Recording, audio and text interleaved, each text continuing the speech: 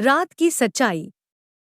शाम का समय था और अयान अपनी गर्लफ्रेंड सान्या के साथ एक पुराने गांव की तरफ जा रहा था। वहां एक पुराना हवेली था जो कहा जाता था कि भूतिया है। दोनों को डरावनी जगहों में घूमने का शौक था और सान्या के कहने पर वे वहां गए थे। हवेली के बारे में सुना था कि जो भी रात में अंदर गया वो कभी लौट कर नहीं आया। अंदर कदम रखते ही ठंड की लहर दोनों के शरीर में दौड़ गई। हवेली के अंधेरे गलियारे और जर्जर दीवारें उनके मन में डर को और बढ़ा रही थी। अचानक एक ठंडी हवा का झोंका आया और दोनों ने देखा कि एक परछाई धीरे धीरे उनके पास आ रही थी। सान्या ने घबराकर अयान का हाथ पकड़ा, लेकिन अयान ने उसे समझाया कि वो उसके साथ है और सब ठीक रहेगा। परछाई धीरे धीरे एक औरत का रूप ले चुकी थी। उस औरत के चेहरे पर दुहक का साया था और आंखों में दर्द। उसने अयान और सान्या को देखा और धीरे धीरे अपनी कहानी बतानी शुरू की।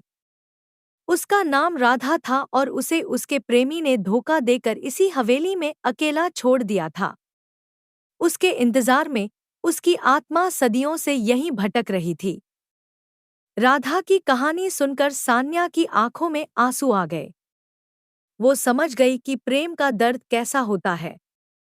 अचानक राधा ने कहा, तुम दोनों को यहाँ नहीं आना चाहिए था। जो यहाँ आता है उसे मेरी तरह प्यार में बिछड़ना पड़ता है। अयान और सान्या ने वहां से तुरंत जाने की कोशिश, पर जैसे ही उन्होंने दरवाजे की ओर कदम बढ़ाया, दरवाजा खुद ब खुद बंद हो गया। राधा की आत्मा ने उनसे कहा कि वे दोनों अब यहाँ से कभी नहीं निकल पाएंगे।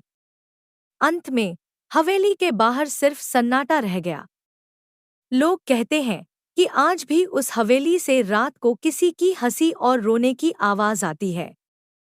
दोस्तों, आप सबकी एक लाइक एल सब्सक्राइब और एक कमेंट से मुझे वीडियो बनने की प्रेरणा देती। एज टू आप सब मुझे लाइक कमेंट सब्सक्राइब जरूर करें और एज की वीडियो आप सबके लिए बनती रहूंगी। उम्मीद करती हूँ आपको हमारी ये वीडियो पसंद आई होगी। Thank you so much for मिलाते as horror sad love story में। तब तक के लिए आप सब अपना ख्याल रखना। बाय बाय दोस्तों।